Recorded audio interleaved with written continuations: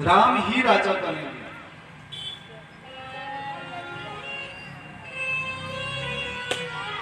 तो कैकेयी बहुत प्रसन्न हो गई और कैकेयी कहती है कोई बात नहीं, अगर राम राजा बन जाते हैं तो उसमें बुराई क्या?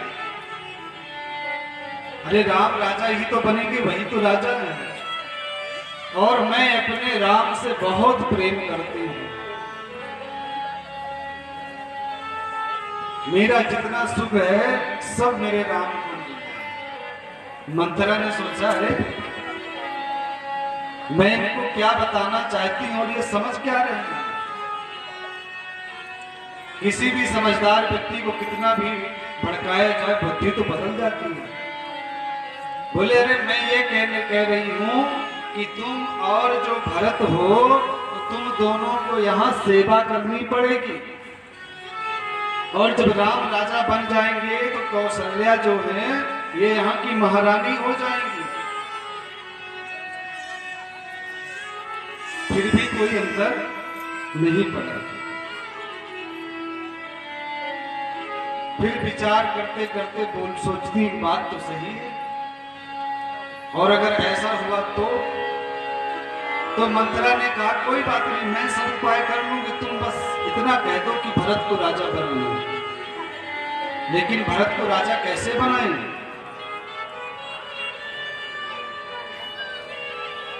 तो मंथरा कहती है याद करो तुमको तुम्हारे 2 वचन शेष है महाराज दशरथ के पास, आज वही अवसर है।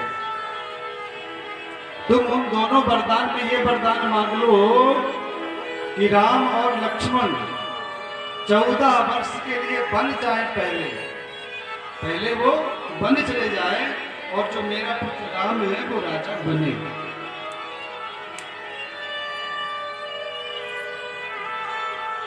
उनको बात सही लगी। अब जब बात सही लगी तो उन्होंने विचार बना लिया कि उसे ऐसा ही करते हैं। और इधर महाराज दशरथ बड़े आनंद से थे।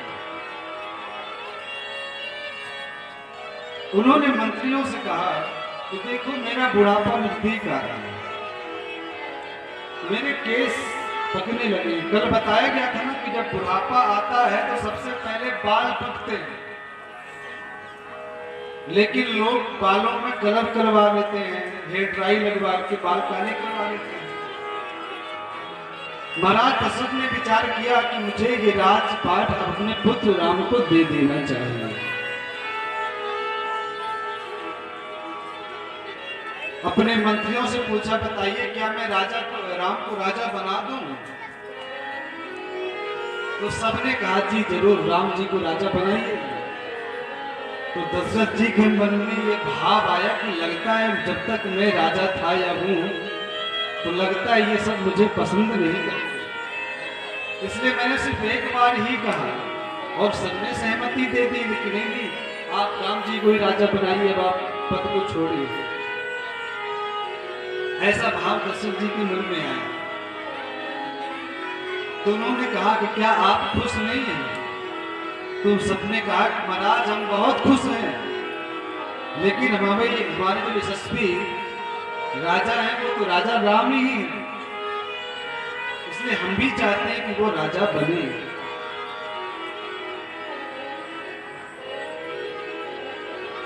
अब महाराज दशरथ जो है कैकेयी जी से बहुत ज्यादा प्रेम करते हैं, तो वो सबसे पहले कैकेयी के भवन में गए कि मैं ये सूचना सबसे पहले कैकेयी को दूंगा कि कैकेयी राम को बहुत स्नेह करती है।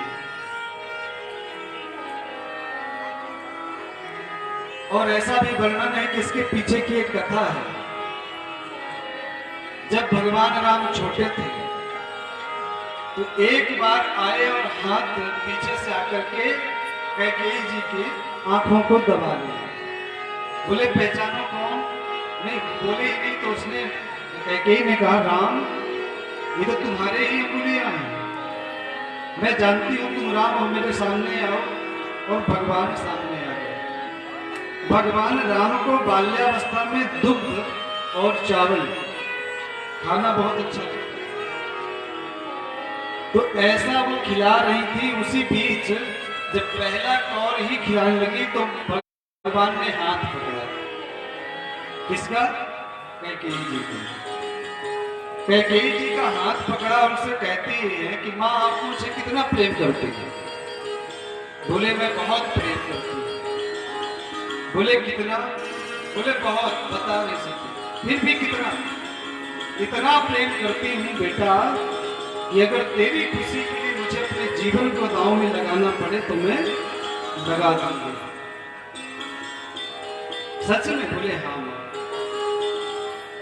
तो फिर मुझे एक वचन दो, हालांकि विचार कर लो, आपको फिर बड़ा कलंक लगेगा।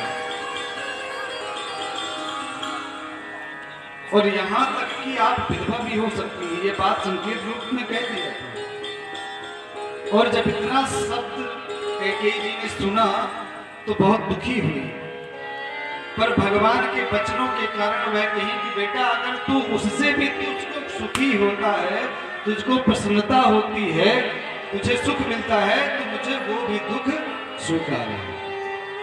बता तेरी क्या इच्छा है? तो भगवान कहते हैं कि माँ मैं जिसलिए अवतरित हुआ हूं तो मुझे बहुत लीलाएं करनी है, इसलिए जब मेरा विवाह हो जाए तो समय आने पर तू मेरे लिए 14 वर्ष का वनवास मांगना पिताजी से, और भैया भरत राजा बने ये भी वरदान मांगना। बोले क्या बोलता है बेटा तू? मैं ये सब नहीं मांग सकती। बोले माँ मेरे लिए, और मैं ये भी सत्य सत्य जानता हूं कि आपके सिवा कोई कर भी नहीं सकता, क्योंकि हर सब कुछ हर व्यक्ति में वो सामर्थ्य नहीं होता। तो भगवान ने कहा कि आपके सिवा दूसरा कोई कर भी नहीं सकता, इसलिए वचन दो, क्या आप मेरी इच्छा पूर्ण करेंगे? तो कैकेयी जी की आंखों में आंसू आ गया और बोले कि बेटा मैं तेरी खुशी के लिए सब करूंगी। ये जो बिच्छू होता है, बिच्छू, तो कहते हैं कि जब वो अपने मतलब अपने बच्चों को जन्म देती है, जब उसके गर्भ में जब बच्चे आ जाते हैं और वो धीरे धीरे बड़े होने लगते हैं, तो उस माँ के गर्भ को ही टॉर्चर करते हैं, उसी को खाते हैं। बिच्छू का काम है डंक मारना, तो वो डंक मारते रहते हैं, उसी माँ के गर्भ की चमड़ियों को खाते रहते हैं, पुष्ट होते हैं। और जब तक उसके बच्चे बड़े होकर के चलने लगते हैं तब तक उसकी माँ का कोई अस्तित्व नहीं रह जाता। ये बिच्छुओं में होता है। और सर्प में तो जानते हैं कि बस 1 2 4 जो बचे तो बचे, बाकी को वो खुद ही खा जाती है।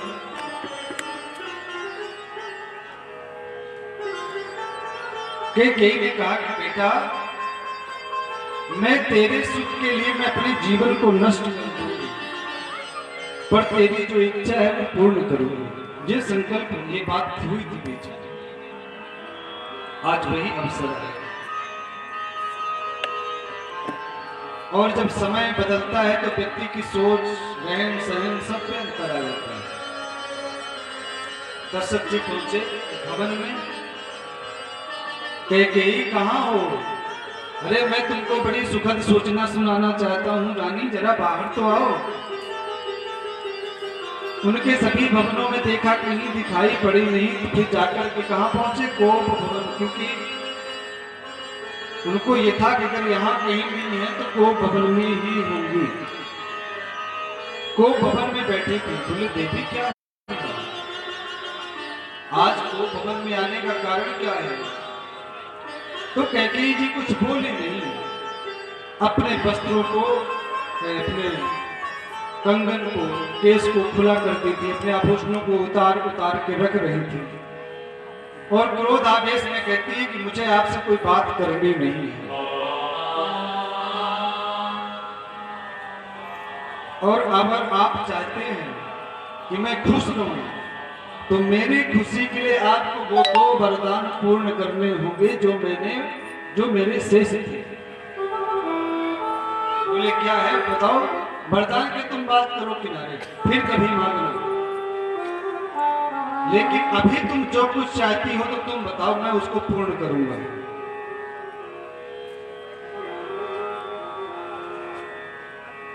बोले नहीं नहीं, वरदान के ही चाहिए मुझे, ऐसे नहीं चाहिए। दान में फ्री में कुछ नहीं लेती मैं, मुफ्त में कुछ मिल जाए तो उसकी वैल्यू नहीं रहती, इज्जत नहीं होती। बोले क्या है बताओ, मैं दूंगा तुमको।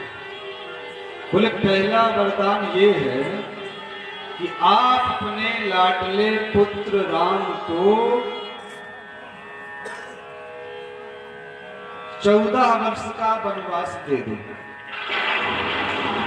पहला। दूसरा वरदान यह है, या दूसरी मेरी जो डिमांड मांग है वो ये है कि मेरे पुत्र भरत को यहाँ का राजा बना। दशरथ जी बहुत दुखी हो गए और कहते हैं कि देखो ऐसा तुम ये मत मानो, इसके मतलब कुछ और नहीं।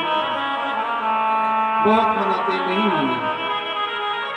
उन्होंने कहा कि ठीक है, मैं भरत को राजा तो बना दूंगा, पर राम को बन जाने की अनुमति मैं दे नहीं सकता। और कम से कम इस वरदान की जगह कोई दूसरा वरदान मांग लो देवी। फिर भी वो नहीं मानती और वरदान मांगती है। अंत में दशरथ जी ने कहा चले वहां से और कौशल्या जी के भवन में पहुंच गए और जाकर के चक्कर खाकर गिर पड़े और राम को याद करते करते रो गए। यह मैं जिस राम को मैं राजा बनाने जा रहा था, आज उसी को वन भेजना है। मैं उससे कैसे कहूं कि बेटा बन जाए। कैकेयी स्वयं कहती है कि ऐसा करो राम, तुम वन चले जाओ और भरत मेरा जो है राजा बनेगा। तो राम जी बड़े सहज भाव से कैकेयी से कहते हैं कि मैया, आपने पिताजी से कहा क्यों कि ये वरदान मांगे? अरे आपकी इच्छा थी कि मैं वन में चला जाऊं तो मैं वन में चला जाऊंगा, कोई बड़ी बात थोड़ा। आप सहज प्रेम से ही मुझसे कह देती तो मैं चला जाता, पर पिताजी को इसमें अच्छा तो नहीं लगा। आपकी जैसी आज्ञा। इतना कहकर भगवान मुस्कुराते हुए फिर से वहां से चले गए। अब देखिए वहां की स्थिति क्या है।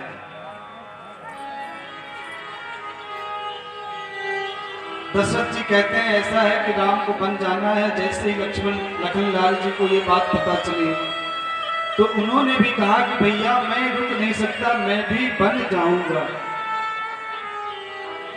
सीता जी को बात पता चली तो सीता जी ने कहा कि देखिए मेरा विवाह तो आपके साथ में हुआ है और मैं आपके पीछे ही इस भवन में आई हूं, इसलिए आप जहां कहीं जाएंगे मैं भी वहीं आपके पास ही रहूंगी। चाहे सुख का समय हो चाहे दुख का समय, मैं आपको छोड़ नहीं सकती। बहुत समझाया पर नहीं माने। अंत में तीनों को बन जाने की तैयारी की।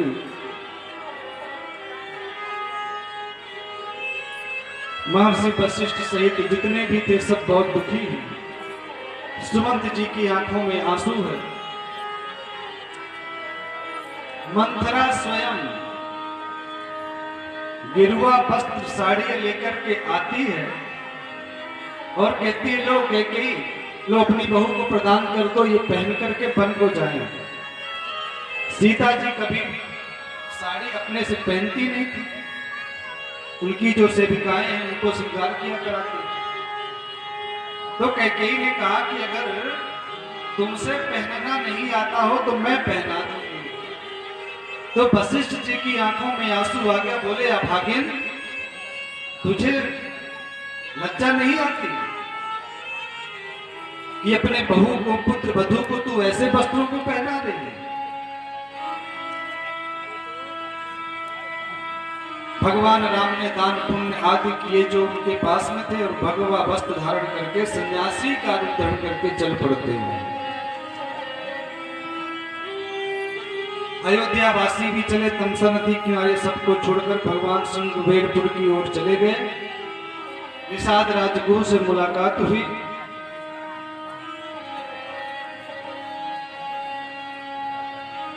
आगे केवट जी के द्वारा नौका के द्वारा वह नदी पार करके आगे जाते हैं। इधर दशरथ जी ने कहा था कि ऐसा है सुमंत जी की जाते रहे हो, लेकिन सीता राम और लखन को घुमा करके फिर वापस महल में ले आए।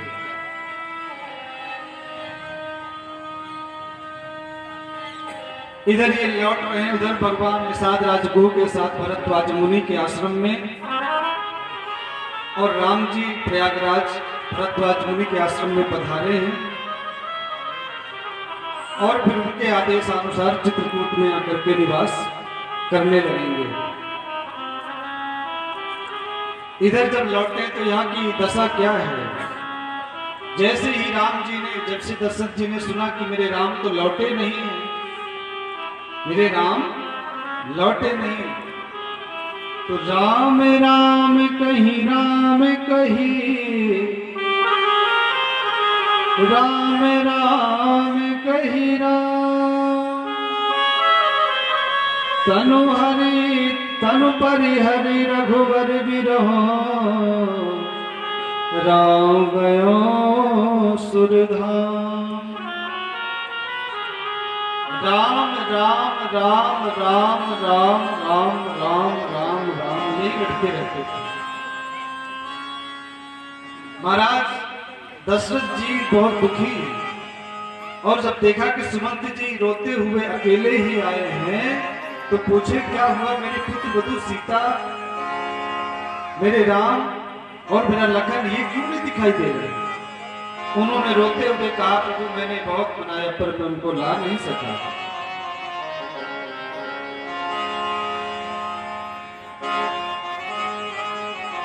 अब देखिए भगवान राम को बन गए 6 दिन हुआ था, इसलिए 6 बार कहते हैं राम राम कहीं राम कहीं, राम राम कहीं राम। भगवान को याद करते करते अपने प्राणों को त्याग दिया है। जैसे ही दशरथ जी की मृत्यु हुई, समस्त अयोध्या में शोक की लहर छा गई। राजन समस्त अयोध्या बिल्कुल नीरस है, शांत है, लेकिन दीपक जल रहा है कहां, कैकेयी के भवन में। कैकेयी श्रृंगार करके बैठी है, और यहां तो बिल्कुल वीरान जैसे कुछ बचा ही नहीं। सैनिक जाते हैं, क्योंकि भरत और शत्रुघ्न ये दोनों अपने ननिहाल में हैं। वहां उनको भी अब शकुन संकेत स्वप्न हुआ कि कुछ गलत है, अच्छा तो है नहीं। दूध से जैसे ही सूचना मिली तुरंत वहां से चल पड़े। मार्ग में भी अब शकुन, और जब अयोध्या को देखा तो जो अयोध्या में दीपक प्रज्वलित रहते थे, चहल पहल उत्साह होता था, आज वही अयोध्या बिल्कुल श्रीहीन हो गई है। उस अयोध्या में लक्ष्मी का निवास नहीं।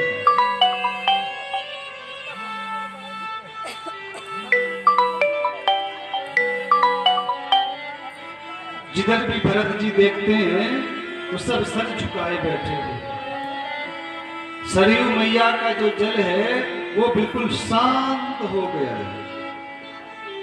जैसे रात्रि में जल शांत हो जाता है, ऐसे ही दिन में भी शांत है। महल के अंदर गए, देखा तो जब देखा कि मां और सफेद वस्त्रों में बहुत दुखी हुए, आगे गए तो कैकेयी के पास पहुंचते हैं, और कैकेयी को देखा तो कैकेयी तो बिल्कुल मंथरा तो दरवाजे पर खड़ी थी कि जैसे ही भरत आएंगे सबसे पहले राजा बनाऊंगी, ताकि उनको ये पता ना चले कि यहाँ ये सब हो चुका है, और राजा बनने के बाद भी जो होता होगा तो होता रहेगा।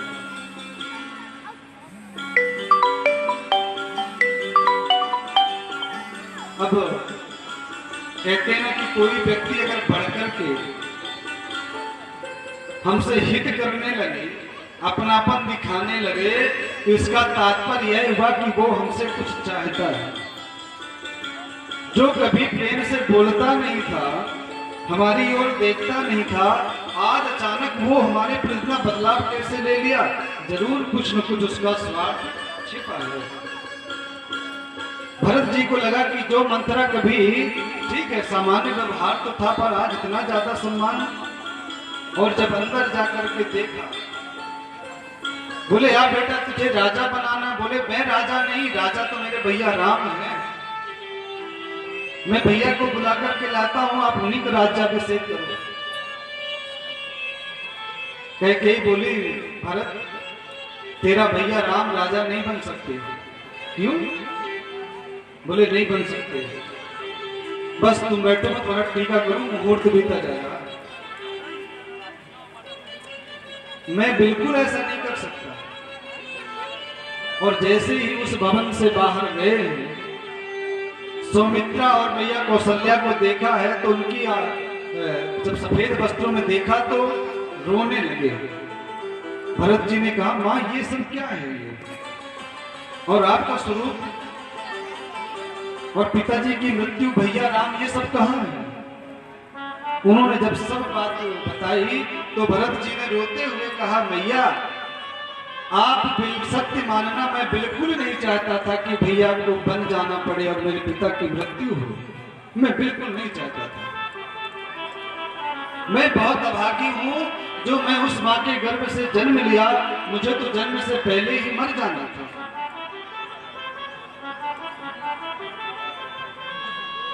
अब तो राजा राम भैया ही कहलाएंगे। इसलिए वशिष्ठ जी के कहने पर महाराज दशरथ जी के समस्त संस्कारों को किया। संस्कार आदि के बाद गोष्ठी हुई कि देखो बिना राजा के राज्य आखिर कब तक चलेगा। सबने कहा कि भैया भरत तुम राजा बनो। भरत जी ने कहा मैं बिल्कुल नहीं बन सकता हूं। तो भरत जी ने सूचना दी कि मैं चित्रकूट जाऊंगा, भैया राम से मिलूंगा और उनसे मिलकर के मैं विनती करूंगा कि आप यहाँ के राजा बने। मार्ग को सुंदर बना दिया गया। जब सब चलने लगे तो कैकेयी जी की भी इच्छा थी कि मैं जाऊं, पर कह नहीं सकती थी। लेकिन वशिष्ठ जी ने कहा कि नहीं, सबको लेके चलो। अगर राम जी को पता चला, और जब राम जी को पता चलेगा कि कैकेयी नहीं आई है तो उनको बहुत तकलीफ होगी। सब लोग चल पड़े और चलते चलते चलते सब चित्रकूट पहुंचे। जब लक्ष्मण लाल जी ने देखा कि बहुत बड़ी सेना के साथ भरत जी आए हैं, तो लखन लाल जी को बहुत क्रोध आता है और कहते हैं देखो भाई को, अभी उसको इतना बड़ा अयोध्या का राज्य मिला तो उस राज्य से उसका पेट नहीं भरा। हम लोग आकर के यहाँ वन में रहने लगे, तू वन में भी हमको मारने आया है। भैया अब तो ये भरत बच के जाने वाला नहीं है, अभी मैं उसको मारता हूँ। तुरंत बाण, धनुष बाण उठा करके चले तो भरत जी को, लक्ष्मण जी को भैया राम जी ने बहुत डांट फटकार लगाई।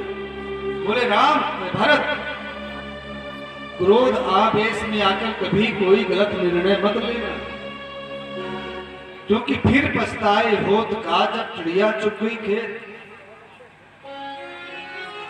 देखो और उनके साथ में कौन कौन है।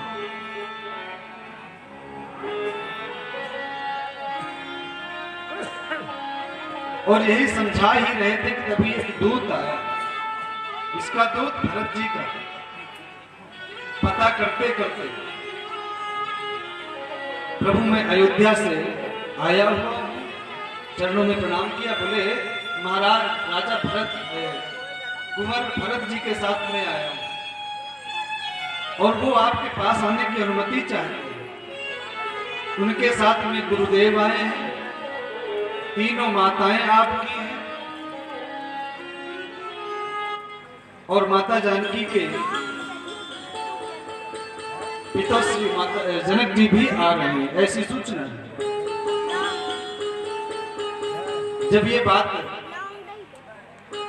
राम जी ने सुना तो उन्होंने बहुत प्रसन्न हो गए और प्रसन्न होकर के कहते हैं कि जाओ शीघ्र ही लेकर के आओ।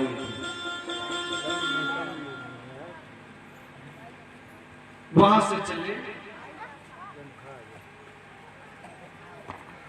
और जैसे ही वहां पहुंचे तो प्रभु श्री राम ने तीनों माताओं के चरणों में, गुरुदेव के चरणों में दंडवत प्रणाम। भरत जी गए और दंडवत प्रभु श्री राम के चरणों में प्रणाम करते हैं। प्रभु श्री राम ने उठाकर भरत जी को गले से लगा लिया। आजकल की स्थिति यह है राजन कि भगवान ने जब संसार का निर्माण किया, परिवार का निर्माण किया, तो उन्होंने भाई बनाया। क्या बनाया? भाई। ये जो भाई होंगे एक दूसरे के सहयोग में आएंगे, एक दूसरे के कार्य में आएंगे। जैसे ये शरीर है तो मान लो कि ये शरीर हो गया पिता, है ना, और ये दोनों हाथ जो है ये हो गए भाई भाई, ऐसा मान लीजिए। अब इस पिता का सहयोग करने के लिए भगवान ने किसी को एक दो बेटा दिया, किसी को 4 दिए, किसी को कितने दिए, किसी को 1 दिया, किसी को दिया नहीं।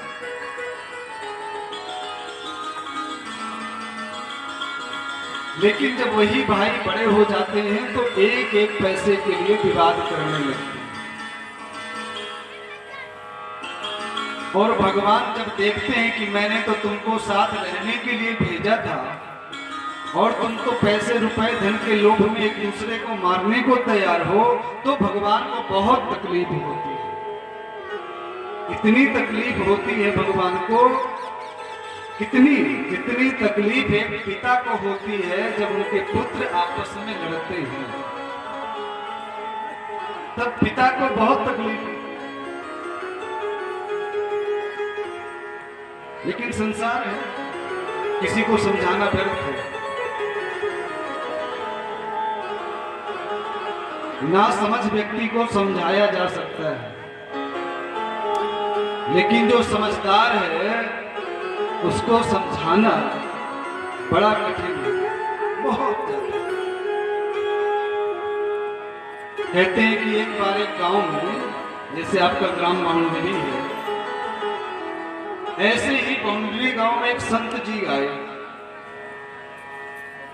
और जब संत जी आए तो संत जी ने कहा कि देखो मैं किसी के घर में तो रुकूंगा नहीं,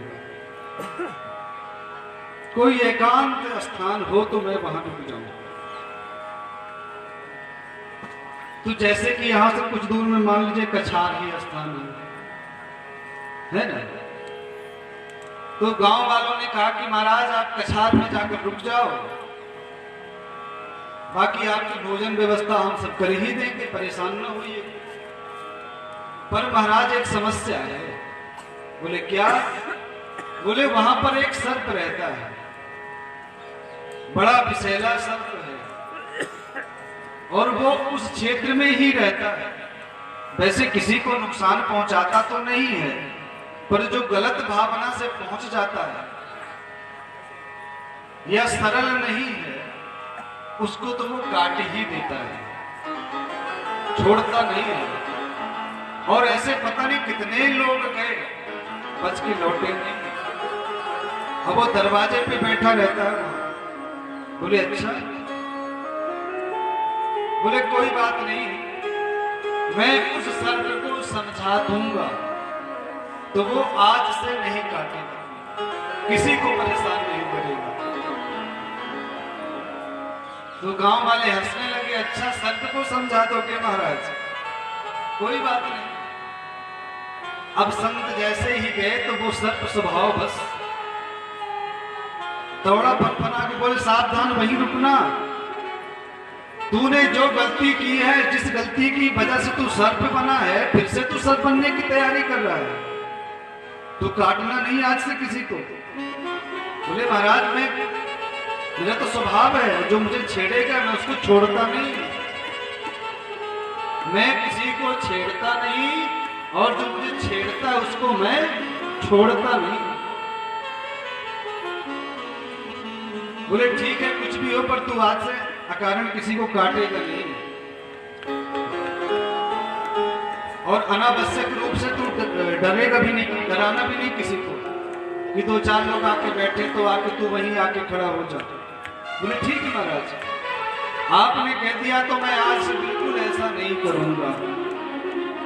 अब रात्रि भर महाराज रुके रहे।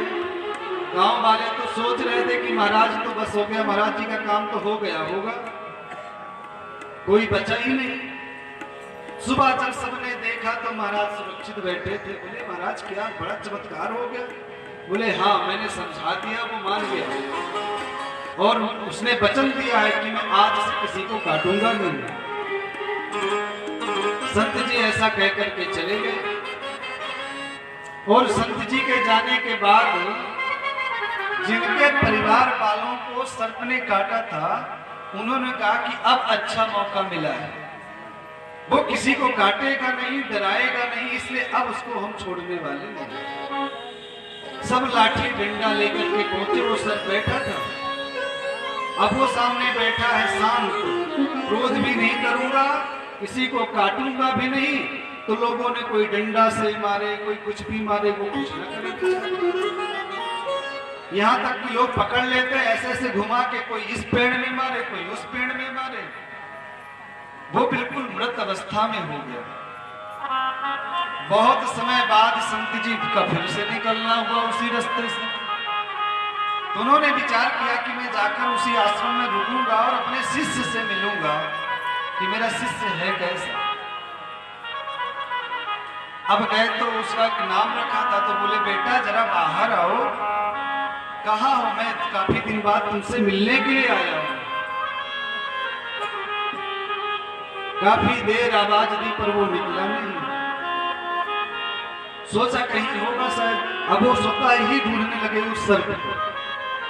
देखा तो एक जगह बिल्कुल घायल अवस्था में पड़ा था। बोला ये तुम्हारी स्थिति किसने कर दी? बोले महाराज आपके मंत्र ने।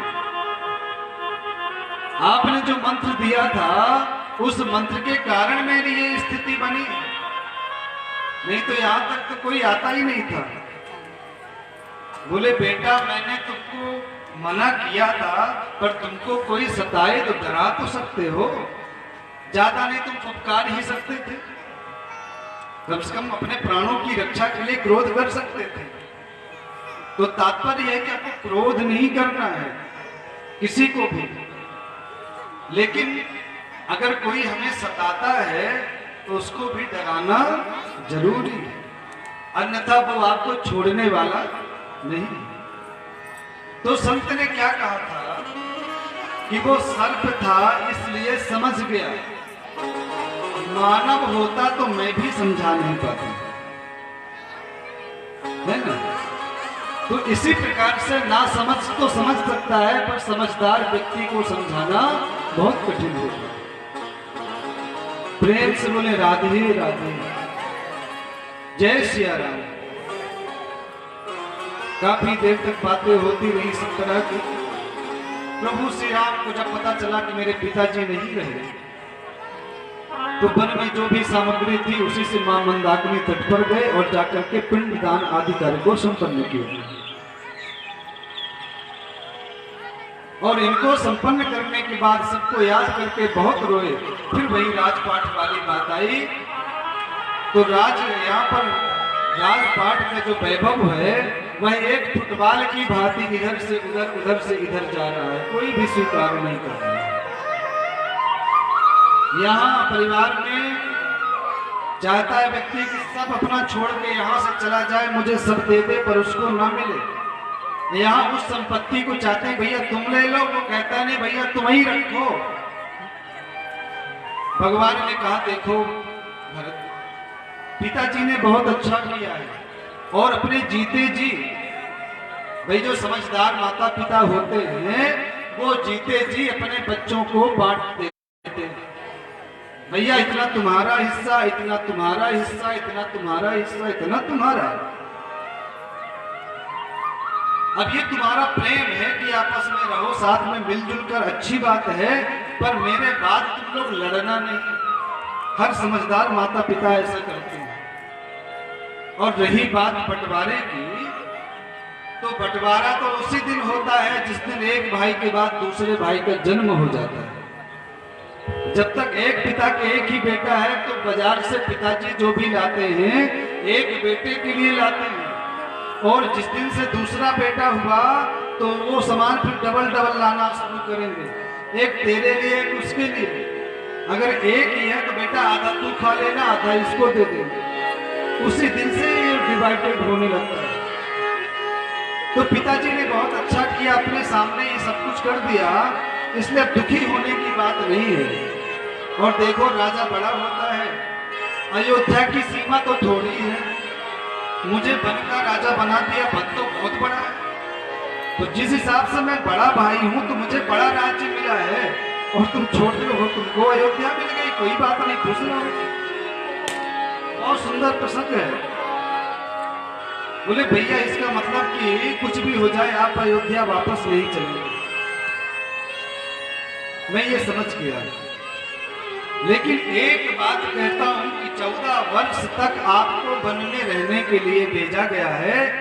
अगर एक भी मिनट ज्यादा हुआ वन के समय से तो ये भरत आपको जीवित मिलने वाला नहीं। बस इतनी बात कही, चरणों में प्रणाम किया और शांत हो गए। बोले भैया अब मैं राज्य संचालन करूं तो किसके सहारे करूं? तो प्रभु ने कहा कि तुम पिताजी के आशीर्वाद से मानना कि मैं तुम्हारे साथ ही हूं। बोले भैया ऐसे नहीं होता, या तो आप मुकुट धारण करके आते तो मैं आपका मुकुट लेकर के राजगद्दी में विराजता। मुकुट तो है नहीं, आप खड़ाऊ ही दे दीजिए। भगवान ने सहर्ष वो खड़ाऊ प्रदान कर दी। खड़ाऊ को सर में रखते हैं और चल पड़ते हैं। राम भक्त ले चला रे राम की निशानी।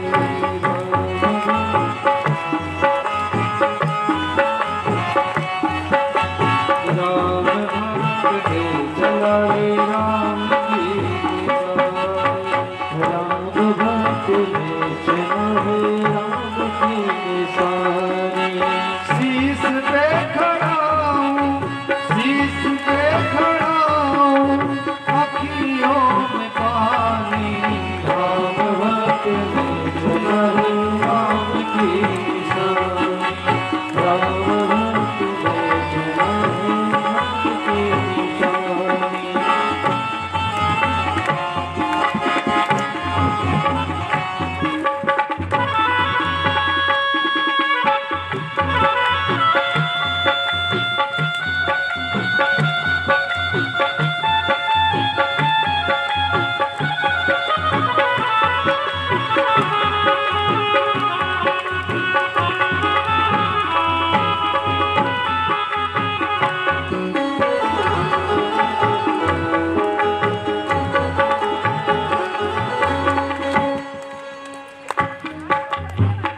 कौन जिएगा कौन बचेगा, कौन जिएगा कौन बचेगा।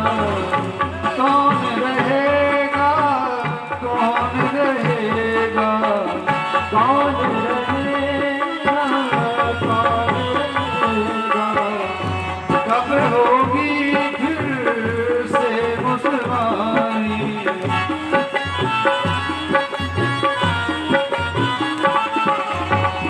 शीश पे खड़ा हूं अखियों में पानी। शीश पे शीश पे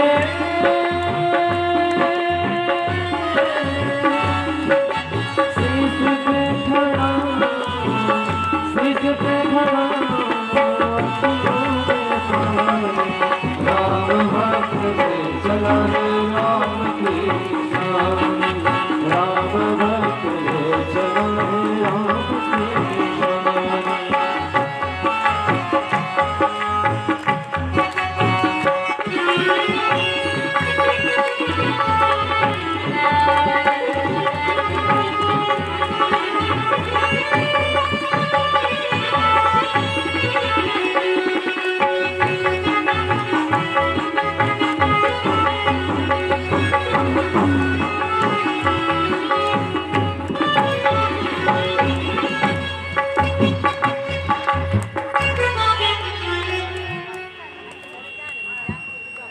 फिर तो भरत जी वहां से चले, आ गए अयोध्या, और अयोध्या में आकर के राज्य का संचालन करने लगे हैं, जाकर के नंदी ग्राम में रहते।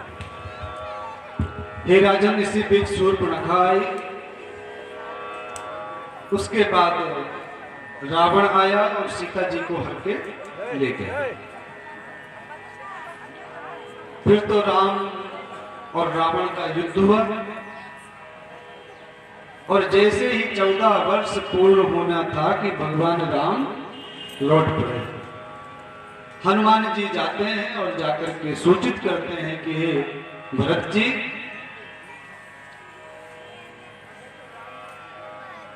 बहुत ही सुख का समय है, आनंद का विषय है कि आपके बड़े भ्राता श्री राम, मैया जानकी और लखन लाल जी के साथ शीघ्र ही यहाँ पधार रहे हैं।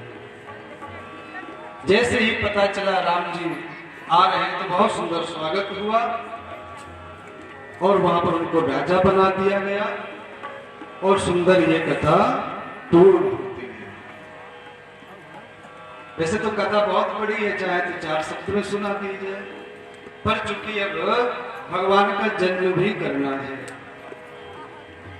6:10 हुआ है, लगभग आधे घंटे में जन्मोत्सव हो जाएगा, और 7 बजे तक कथा का विश्राम हो जाएगा। ठीक रहेगा,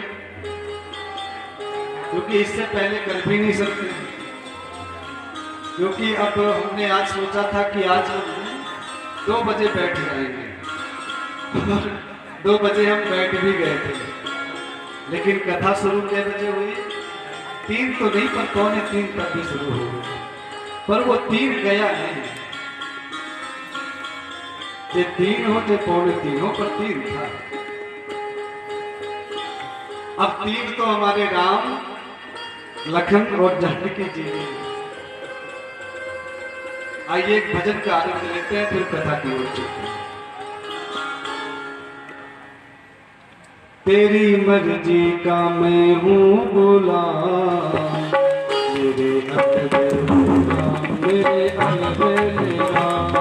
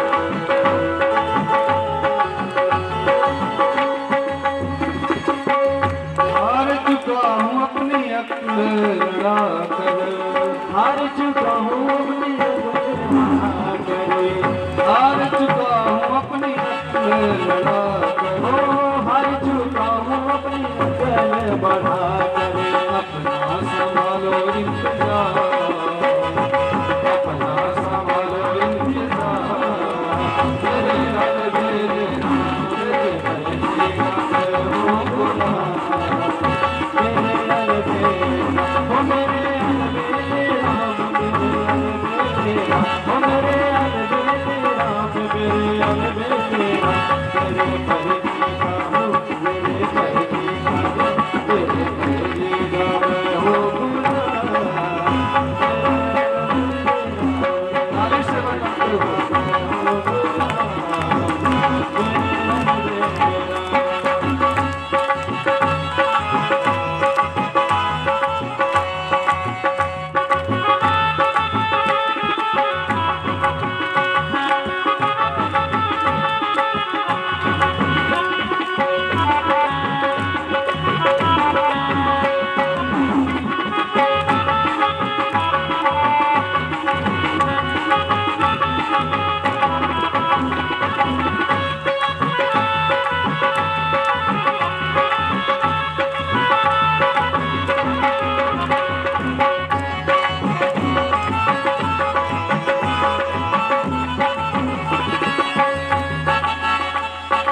थक भी गया हूँ इस लंबे सफर में, थक गया हूँ इस लंबे सफर में, लंबे सफर में, इस लंबे सफर ओ में। लंबे सफर में, इस लंबे सफर में, थक भी गया हूँ इस लंबे सफर में, लंबे सफर में, इस लंबे सफर में, तेरो सजाया निगाह, मेरे कल्ब में तेरी देखा हूँ गुलाम, मेरे अलबेले राम मेरे परजी का मैं हो गुलाम, मेरे अलबेले श्याम, मेरे अलबेले राम मेरे अलबेले राम, ओ मेरे अलबेले राम मेरे अलबेले राम, ओ तेरे परजी का, ओ तेरे परजी का, ओ तेरे परजी का मैं हो गुलाम, मेरे अलबेले राम, मेरे अलबेले राम।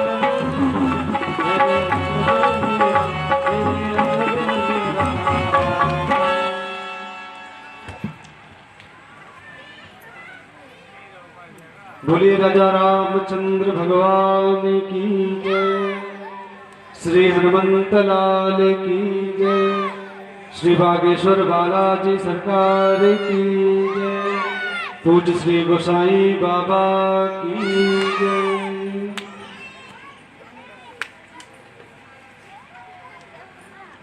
आइए अब चंद्रवंश के पावन प्रसंग की ओर चलते हैं। तब तक भगवान के जन्म उत्सव की जो भी तैयारियां की गई हैं वो व्यवस्थित कर ली जाए, क्योंकि 15 से 20 मिनट में ही जन्मोत्सव मनाएंगे और जैसा कि जो हमारे आचार्य जी जैसे कहेंगे वैसे वैसे आपको करना होगा। श्री सुखदेव जी कहते हैं कि राजन, नारायण के पुत्र ब्रह्मा, ब्रह्मा के पुत्र अत्रि और अत्रि के पुत्र हैं श्रीमान चंद्रमा जी। चंद्रमा के पुत्र हैं बुध और बुध के पुत्र हैं पुरुरवा। इन्हीं पुरुरवा के वंश में 6 पुत्र हुए हैं, जिनको आयु, सुतायु, सत्यायु, रय, विजय और रय ऐसे नाम से हम जानते हैं। ऐसे ही वंश में एक पुत्र हुआ जिसका नाम है गाधी। महाराज गाधी ये चंद्रवंश के राजा थे और बड़े तपस्वी ऋषि भी हुए हैं। परंतु गाधी के घर में एक पुत्र है, बल्कि पुत्र तो नहीं पर एक पुत्री है जिसका नाम है सत्यवती। सत्यवती का विवाह कहाँ हुआ? तो ऋचिक नाम के एक ऋषि के साथ इनका विवाह होता है और पुत्री पराये घर में चली गई। अब पुत्री के जाने के बाद इनके मन में चिंतन हुआ कि अगर बेटा होता तो हमारे साथ में रहता। है ना, बेटा होता, भाई हर माँ बाप चाहते हैं कि मेरे बुढ़ापे का कोई सहारा हो। तो ऋषिक मुनि ने उनकी बात को समझा है और इसी कामना से 2 औषधि तैयार की है। एक औषधि बनाई चरुयुक्त अपने सासू मां के लिए और दूसरी अपनी पत्नी के लिए। लेकिन इनके मन में भावना आई कि शायद अपने लिए अच्छी वाली औषधि बनाई हो, हमारे लिए ऐसे ही बना दी, तो उन औषधि की अदला बदली हो जाती है।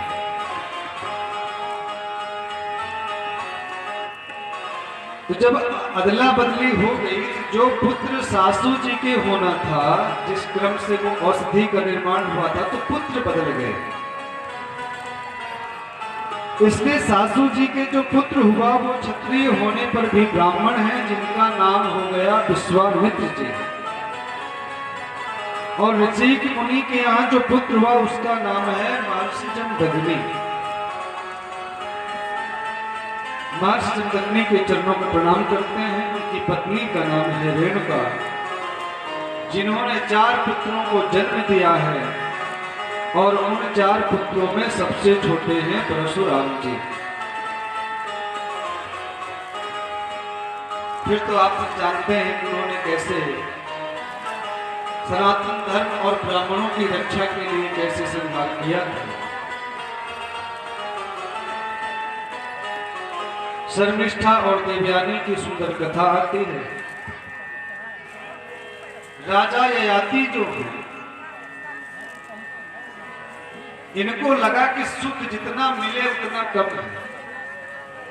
भाई सुख किसको किसको अच्छा नहीं लगता, सबको अच्छा लगता है।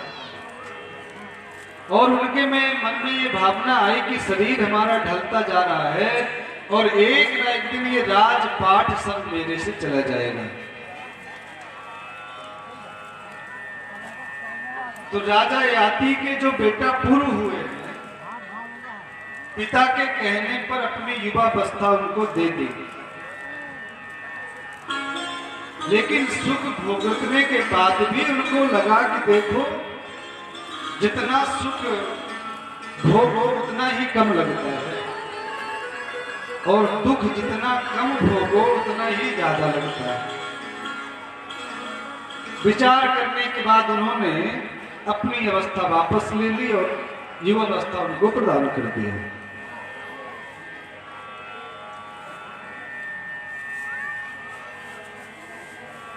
और ययाति जो है वन में चले गए।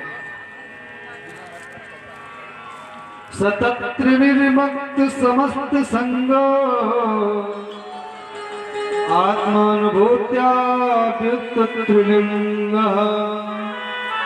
परे मले ब्रह्मणि वासुदेवे लेवे गतिं भागवतीं प्रतीतः। राजा ययाति ने एकांत सेवन किया है और समाधिस्थ हो गए। धीरे धीरे धीरे धीरे मन को कहां लगाया?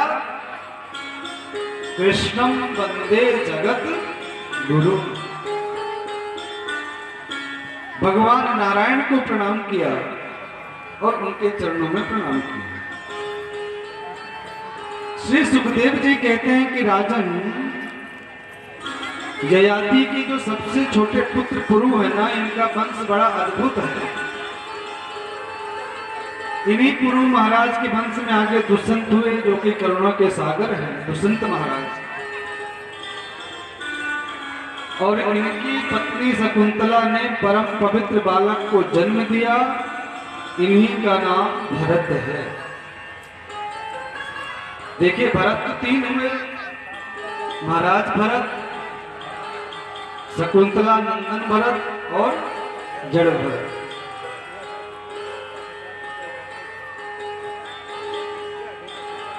इन्हीं भरत महाराज के वंश में आगे चलकर राजा रंतिदेव हुए। रंतिदेव का प्रादुर्भाव हुआ है। देखिए, अपना पेट तो प्रायः सभी भरते हैं,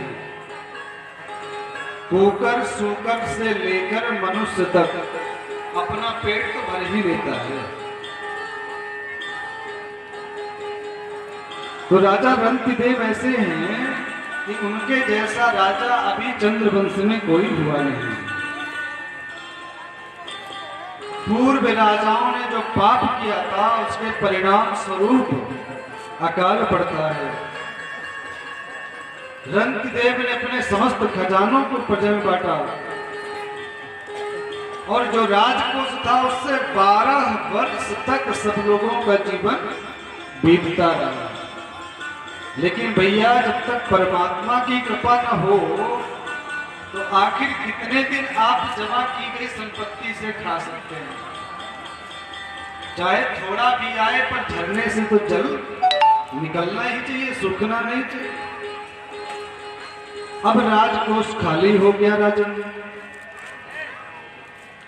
एक दिन महाराज के विशाल भंडार में सिर्फ 250 ग्राम चावल बचे और राजा रंतिदेव इन्हीं को पकाकर प्रभु को भोग लगाते हैं। त्वदीयं वस्तु गोविंद तुभ्यमेव समर्पये ग्रहाण शोको भूत्वा प्रसीद परमेश्वर।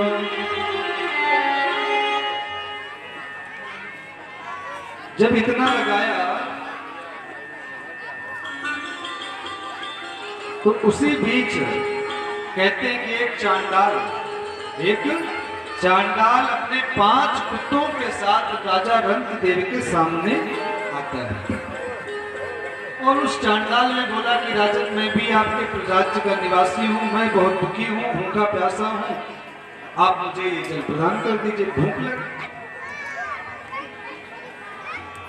तो जो जल और जो अन्न था राजा के पास वह सब उन्होंने चांडाल को और उनके कुत्तों को दे दिया।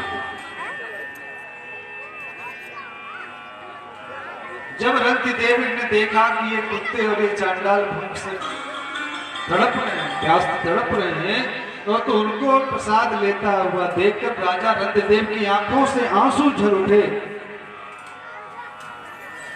और हाथ उठाकर के आकाश की ओर देखकर क्या कहता है, ना काम ये हम गतिमीश्वरात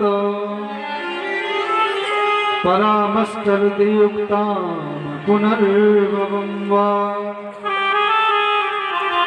आरती प्रपद्ये खिल देह भाजा मत्तः स्थितो येन भवन्त दोषा। रंतिदेव ने कहा कि हे गोविंद, मुझे स्वर्ग का सुख नहीं चाहिए और मुझे अपने राज्य का भी सुख नहीं चाहिए।